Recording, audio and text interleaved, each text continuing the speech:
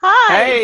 Hey, good evening. Good evening. How are you? I'm really well. I'm really well. I'm gonna be upfront. I'm a bit nervous because the last week's live, we had major technical problems. So I'm just sort of like, Oh fingers no, crossed fingers that crossed. it all kind of happens and goes through. But I've been so excited to catch up with you. Yes, it's so Um, lovely to meet you virtually. yeah. Well, I don't know if you remember, we met many years ago, very briefly. You were in the background of a GHD group at Fashion Week Oh um, yeah, with Kenna, and I was heading up, well, first assistant to Kenna, so managing that team. But I remember you being back then and being extremely switched on hairdresser. thanks. You know, from all accounts, I think that was like one of your first experiences, like with backstage Yeah, stuff. Fashion Week was nuts. I don't do Fashion Week anymore. It's a crazy life, and Yeah, I haven't done it for myself for a few years. I did a couple of shows, last season, but nothing of that strenuous for a yeah. long time. I Yeah, gave it's up. intense, isn't it? And I feel like you have to be a certain type of person to like thrive on it. Yeah, I think I was definitely the kind of person that did thrive a little bit too much sometimes, and Yeah. it was hard to come down. Like it's just a full adrenaline Yeah, like kick for about 5 days if you're just doing London and traveling in definitely. between. Yeah, and I what goes up must come down, and it's hard when the come down happens. It is. It is. It's a lot of pressure, and I did it for about 5 years. Yeah. And once I had kids, it was kind of, it was just too much to be away, too much to juggle everything. Yeah. It's just stress on every side of life. Then, And it just engulfs your life for that like month or week or whatever however many you're doing.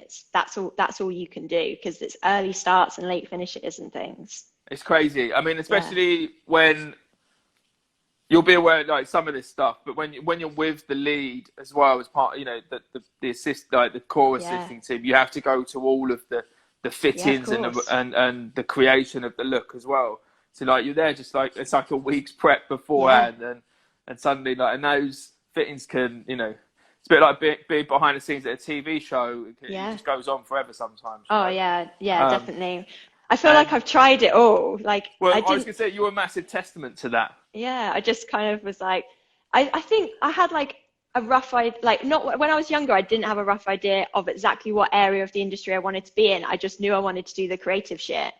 And that was kind of like the aim. So I Yeah. just went, let's try Fashion Week, let's try TV, let's try brand work, let's try session shoots and like all sorts. So I just gave everything a go, and then you find the bit that you enjoy, but also you do well in as well. So It's important to dip your toe across. I think one yeah, of the most poignant parts of my educational career was actually going back a few steps. I did hair and makeup and thing, and then I went back yeah. and did like an art foundation because I was still even like got to the age of 21 and had all these qualifications. And I was like, well, I still don't really know what I want to do. And then suddenly it was just like, but an art foundation, it just encompasses like all aspects and Yeah, have projects on different things, and it really opened up. And I really found that experience valuable learning to just try a bit of everything and kind of see yeah, what makes you happy or what gets your buzz, what really yeah. kind of gets you going. And I What think is, it takes a lot of education for you to then like do education, try a thing, step back, educate again. And yeah, it's like up and down to try and find those things that you enjoy. And also like we don't live linear. We live very spiral, and especially creative people. Like what we enjoy for a certain amount of years, we then want to change it up, and it's nice to kind of go relearn other things and jump into another side of stuff. So, and the industry offers all of that, which is cool. yeah, I think that's an amazing point actually. I've never because you just imagine like people in an office. Yeah, There's a book that always comes to my mind with going through life, and then it's a sort of financial way, but it's Rich Dad Poor Dad, and it's just how actually the poor dad is the version of life where you're just driven on this linear approach of like yeah, get good qualifications, get a job, get a promotion, buy a big yeah, house, have a family, buy a big car, die unhappy. Do you know what yeah, I mean? It's yeah. like, You're just trying to work your way up a ladder and you're that's just going, been yeah. told to you. And I've said many times we'll touch a bit more on like because one of the reasons I wanted to talk to you was the whole, you're a big advocate for mental health. And I think hairdressing has, without putting it, you know, too bluntly, it's saved my life more than a few times. Nice. And one of those things is because it can take you on so many different paths and experiences. Yeah. You don't get too bogged down, or if you get a little bit like frustrated and bored with your position, your experiences, you know, there's something else you can try without having to just give up your whole career and have a midlife crisis sort of thing. Yeah, exactly. When you're pushing yourself towards a goal you're just running in a direction, but you're not sure on the path that you're on, it's really important to take that step back and what I wanted when I was like a 19-year-old hairdresser isn't necessarily what I want. Like, I turn 30 tomorrow. Like, I don't want the same things that I wanted like 10 years ago. So it's important to always reevaluate and think about where you're at and whether that's still what you want, and not be scared to go, that's not what I want anymore, because you feel like people are going to judge you for changing your goals. It's like, you got to do what you got to do. Even so, like my partner Matt, he's in the hair industry, and like Tom, who I work with, obviously Tom Connell at Davines, like he was saying today, and Tom or Matt, they're very similar. Neither of them would say they were spiritual in any way. They're like proper northern lads. But like Tom today, like we were working on the next big campaign for Davines, and the models that we wanted got signed off and approved by the looks that we want to do, and you're like, yes, brilliant. And we had like a couple of wins like that today, and it's like, he turned around and was like, it's because we're putting the work in. When you put the work in, the universe gives you what you want. And he's not a spiritual person, but it's like, what you put out, you get back, and it's just thinking about the vibrations that are going around. And I like, if people think that sometimes I say stuff and they're like, oh, it's a bit woo-woo, and I'm like, no, it's physics. It's like, it's all to do with vibrations and energy, and like, energy doesn't die. Energy is around forever. So everything that was around 100 years ago, that energy is still around. It's just transformed. I mean, you've just created, talking about beauty, an amazing colour technique with the latest Davines. Thank you. Thank you. Is it called the light or something? Oh, the beam. The beam. Yeah, everyone loves technique, this. Yeah, I'm so glad people love it, because it took me so long to like perfect it in my kitchen last year. Wow, tell us what went into that then. Tom had just started with Davines, and at the time he had this little office in WeWork, and I remember sat there, it was really bloody cold, and he was showing me all of the things that he wanted to do, and I was like sat there in my big coat like, okay, yeah, that's doable, have you thought about doing it like this? And then he shows me this thing, and originally it was called the loop, and he just wanted like a loop of blonde going around the head. And I was like, okay, yeah, that's doable. I was like, do you want it just to sit on the surface, or you want it to go all the way through the hair? And he went, no, I want it all the way through the hair. And I was like, oh, okay, might not be as doable.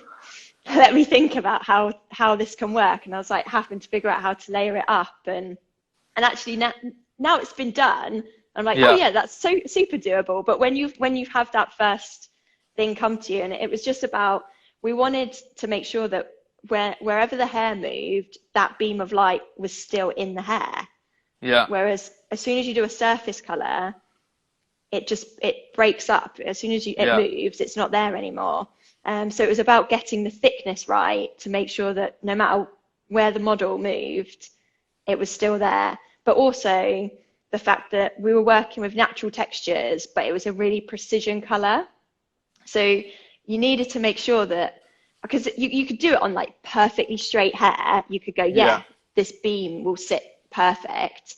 As soon as you add curl or natural movement, where one bit's going to kick over here and one bit's going to sit there, then that beam is going to be blurred. So it was about like constantly just combing it back into its natural fall and then painting onto it. And like, it's kind of inspired like another section of our work now. And we're like looking into like painting things as if a sculpture is doing it, because you're then working with like that natural form, and then you're sculpting into it and enhancing that sculpture. So yeah, it's a really interesting like thing to keep building on. Yeah, I mean that's taking it to another level. I mean that's pretty cool. I think, especially with color, because it's such a technical aspect as well. Like Yeah. as for me, I've always done very well with my hairdressing because I look at it as a form of sculpture, because I only really work with, you know, cutting and styling and stuff. I Yeah. mean, I do color, but like nothing like your level. But to bring that aspect into, like, be able to bring that into color and still, you know, understand the technical aspects of application and placement is yeah, it's no mean feat, is it? It's Thanks. Oh, so I'm doing miles for refugees. yeah, Please, everybody go on and sponsor me, because I'm doing my please, mileage and everybody, nobody's this is sponsored great. me yet. Have So they I'm like, not? I'm getting really fit, but the poor refugees are getting bugger all. Um, You know, well, basically, tell us during about it. Maybe if we talk to people about it, and then yeah, yeah, so um, let's pull on during some heartstrings. lockdown, I was just thinking, I was really quite fit, and I was actually training for the marathon, and obviously that's all been cancelled, and I was looking for something to kind of boost me, Yeah, and then this come up because I'd been like looking at different articles about obviously how awful the refugees are having to deal with, not only like having no home, but also then dealing with COVID as well. And I just couldn't fathom having to deal, like, I feel like I've had a crazy hard year, as everybody else in the world has had a crazy hard year, but I couldn't even imagine having this crazy hard year and running from war or famine or other yeah. deadly diseases, and trying to protect your family and things whilst trying to do that as well. So I just thought it would be a really good cause. And yeah, so I pledged 108 miles, which is the route from London to Calais, or Calais to London, depending on how you want to do it, which is, you can pledge different miles for what a refugee journey would be. So I'm doing 108 miles this month, because that would be, if I was fleeing from whatever it is, that would be almost me getting to Calais to the refugee centre. So yeah, it's hard actually. There's like certain points where I'm like really enjoying it, and then there'll be certain points where I just think, oh God, why have I decided to do this? And then I remember, or you see some like children falling out into Yeah. boats, and you just go, this is why I'm doing this. And yeah, it's like, it humanizes all of that, because I think the press can like post and they'll label all these different things, and it's very right wing, and like I think we can quite often forget that it's humans that we're talking about. But that's for me. That's why hairdressing is so beautiful Yeah, as an industry, as a service. You know, it serves the wider public for me. You know, and so many hairdressers know and understand this. You know, people that frequent salons will know and understand this, because it gives so much to a local community, not just cutting people's hair. It's the yeah, conversations, it's the communication, it's the camaraderie between, it's the guidance that we offer to definitely. 16-year-olds that develop Yeah, and progress, the confidence that and the we guidance to install each in other. other. Yeah, yeah, Yeah, like we're all like we've said, like we're always constantly learning, and like I think this whole year so many people have educated themselves and each other, and as a community, I think that's what's really lovely about our industry, is we're constantly there to guide and help each other out as much as possible. and it's funny because I thought it's something that you said at the beginning kind of triggered that thought in my head, that actually what a cool industry it is, because of there's always so much camaraderie between hairdressers, even if Yeah, we're in competition. You know, you know, because we're quite competitive as well. You know, we're yeah, all yeah, creative. We want to be like, most hairdressers are, you know, quite not egotistical, but like, you know, no, but yeah, you can be we're ego great. led very We're easily. great at hairdressing, but yet we're still all very happy to put a hand out and help the next Hmm. man, you know, along. Yeah, And that happens a lot within our industry. There's a lot of care. There's a lot of, I don't know, there's a lot of nice people in hairdressing. I think, you know, it comes back to it's important to be yeah. nice.